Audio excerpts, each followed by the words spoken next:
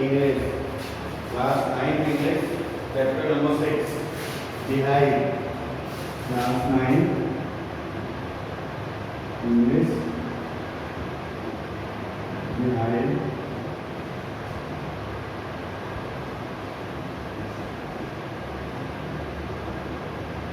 Lesson number 6. 6. My childhood. Why I have selected this chapter? Why I am going to just start lesson number 6? Because this chapter earlier in 9th class or the chapter number 1. That's why it's a little bit easier for you, and because you are not present here, that's why I am just starting this chapter, my childhood. I have given a brief summary of this particular chapter, that this chapter is written by our ex-president Dr. APJ Abdul Kalam. It is his story.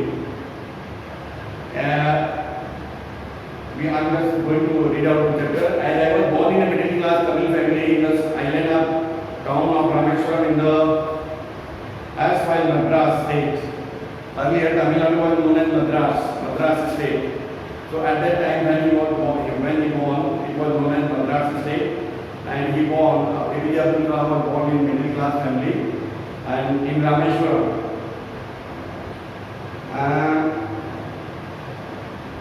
My father Jainullah Badi had neither much formal education nor much wealth. He is just telling that his father Jainullah Badi was not very well educated or not, he was very wealthy. ना तो ज़्यादा पढ़े लिखे थे, ना ही ज़्यादा उनके पास पैसे थे. Despite the disadvantage, he possessed great innate wisdom with a true generosity. इसके अलावा, इन सब कमियों के अलावा, जबकि उनके पास बहुत अच्छी शिक्षा नहीं थी, बहुत अच्छा ज़्यादा धन नहीं था, इसके अलावा उनके पास क्या था?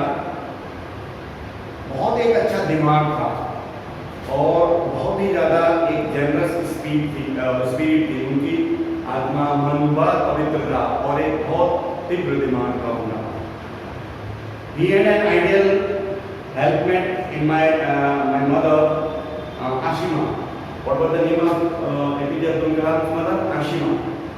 कह रहे हैं कि मेरे पिताजी के पास उनकी एक बहुत बेटर हैंड, बहुत हेल्पिंग हैंड थी. मेरी मम्मी उनका हमेशा सपोर्ट करती थी. I do not recall the exact number of people she fed every day. मेरे को इतना ठीक से तो याद नहीं कि लगभग कितने लोगों का वो खाना बनाती थी. But I am quite certain that for more outsider act with us than all the members of our own family put together. हमारे सारे घरों के लोगों को इकट्ठा कर लें तो इनसे ज़्यादा संख्या में आउटसाइडर, बाहर के लोग हमारे घर पे खाना खाया करते थे. I was one of the many children. मैं बहुत सारे बच्चों में एक मैं भी था हमारे घर में. A short boy with rather undistinguished look, एक छोटा नाटा सा बच्चा. हमारी लुक भी बहुत कोई अच्छी नहीं थी, पर्सनालिटी देखने में बहुत कोई स्मार्ट नहीं था. Born to tall and handsome parents, जबकि मेरे मम्मी पापा बड़े सुंदर लंबे थे. मैं पता नहीं कैसे मेरी फिगर ऐसी हो गई, भगवान ने दी. We lived in our ancestral house. हम अपने पुश्तैनी मकान में रहा करते थे, which was built in the middle of the 19th century. जो middle of 19th century में बनाई गई थी, दादा के टाइम की. उस घर में हम रहते थे. It was a fairly large पक्का हाउस. ये पक्का मकान था. Made of limestone and bricks. जो चूने सुर्खी से बना हुआ, limestone मतलब होता है चूना, चूने और ईंट से बना हुआ था. My foster father used to avoid all the initial comforts and luxury. मेरे पवित्र पिताजी, मेरे बिल्कुल पुराने जो कह लो कि जिनके मन में कोई पाप न हो, पूजनीय पिताजी, क्या था कि इनको लग्जरी और कंफर्ट को थोड़ा अवॉइड करते थे. However, all necessities were provided for in terms of food, medicine and clothing. जबकि सारी लग्जरी और कंफर्ट प्रोवाइड करने का मतलब ये नहीं था कि हमारे पास कुछ भी नहीं था. हमारे को खाना पूरा मिलता था, कपड़े अच्छे से मिलते थे और जो भी चाहिए था वो हमारी नेसेसिटी, हमारी आवश्यकताओं की पूरी पूर्ति की जाती है। In fact I would say mind was a very secure childhood. और एक कुल मिला के मैं अगर बात करूँ तो मेरा बचपन बड़ा ही सिक्योर था। मुझे खाने की कमी नहीं थी, कपड़े की कमी नहीं थी, both material and emotionally. Material means पैसे कौड़ी से लेकर के, जहाँ तक बात पैसे कौड़ी की है, मेरे माँ बाप इतना मेरे लिए करते थे कि पैसे फाइनेंशियली मेरे पास कोई प्रॉब्लम नहीं थी। और मैटरनली का मतलब जो emotions, feelings, love, affection parents से चाहिए होता था वो भी हमारे को पूरा मिला। The second world war broke in 1939। आपको पता है कि 1939 में दूसरा विश्व युद्ध हुआ। When I was 8 years old, ये 8 साल के थे। तो 8 साल के थे, इसका मतलब हुआ कि 39 में से 8 घटा दो तो 1931 में ये पैदा हुए।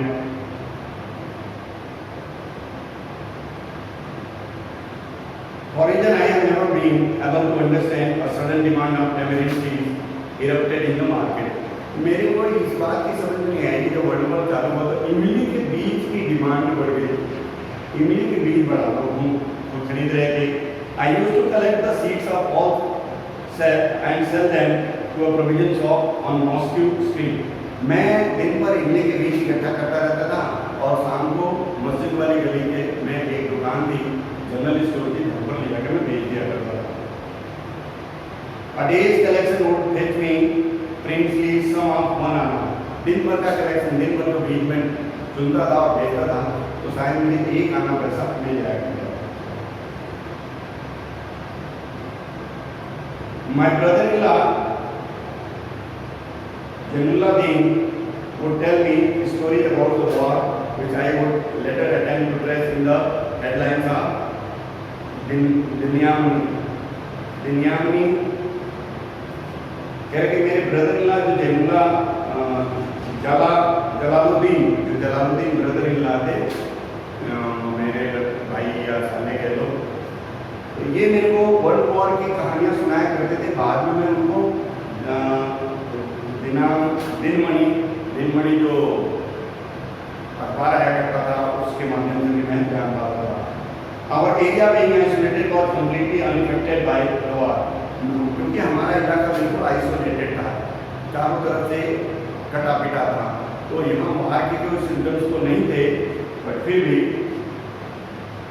But soon India was forced to join the Allied forces and something like a state of emergency was declared। लेकिन क्योंकि हमारा ब्रिटिश रूल था तो अंग्रेजों ने इंडिया को भी फोर्स किया कि आप इस लड़ाई में शामिल हो।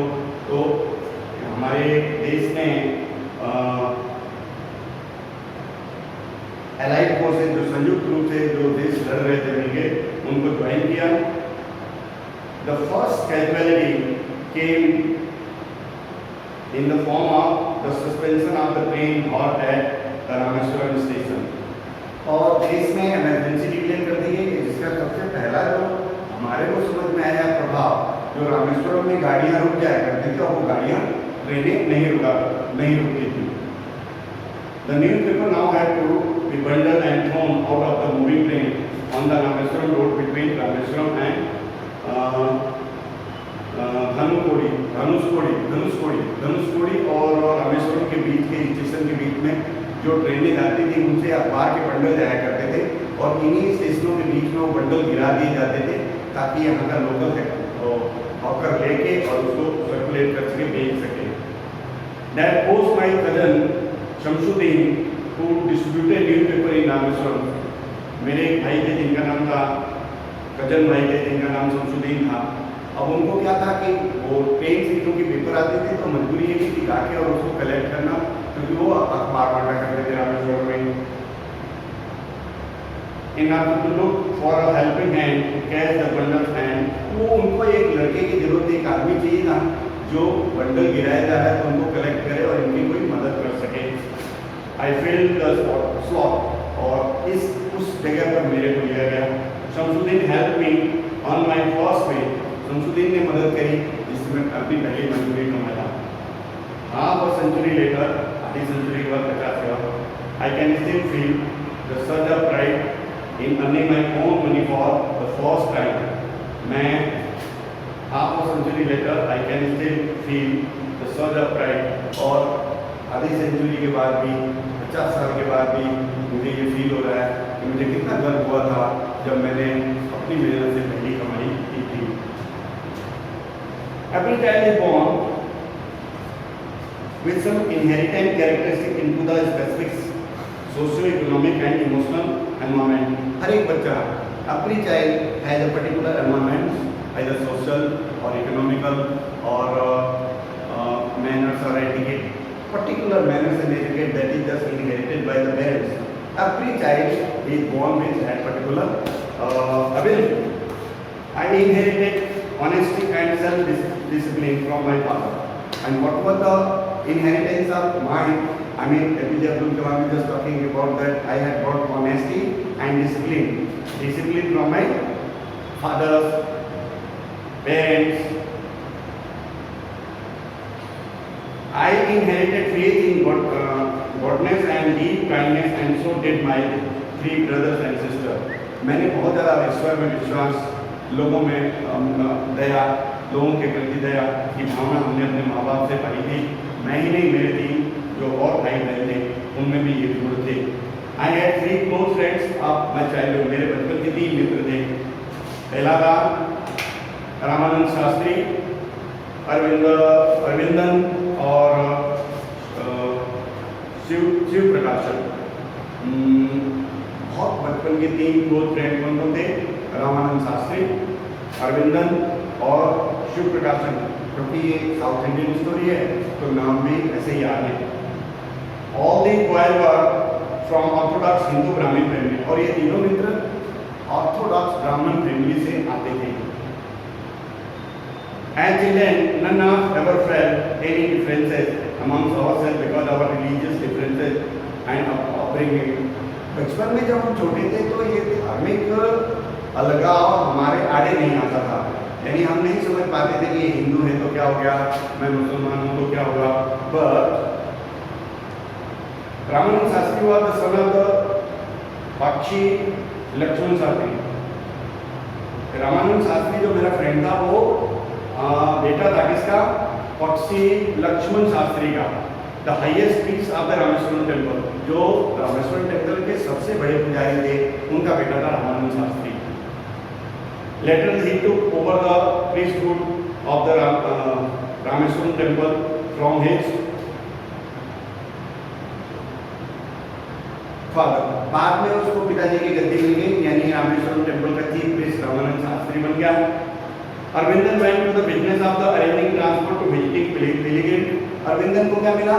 ये टूरिंग जॉब जो लोग जो टूरिस्ट हैं, पिलग्रिम्स हैं, तीर्थ यात्राएं जो लोग करते हैं उनके लिए ट्रांसपोर्ट का बिजनेस इसने खोला और वहाँ से ये धंधे में आ गया।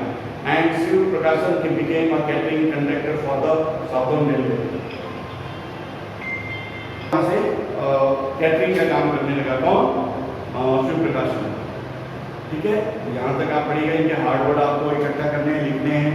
हार्डवर्ड जो ज़्यादा लिखेगा उसको मैं मार्क्स ज़्यादा दूंगा, तो जितने हार्डवर्ड आप ढूंढ सकते हैं ढूंढिए। बाकी की rest of the lesson will be done by me tomorrow.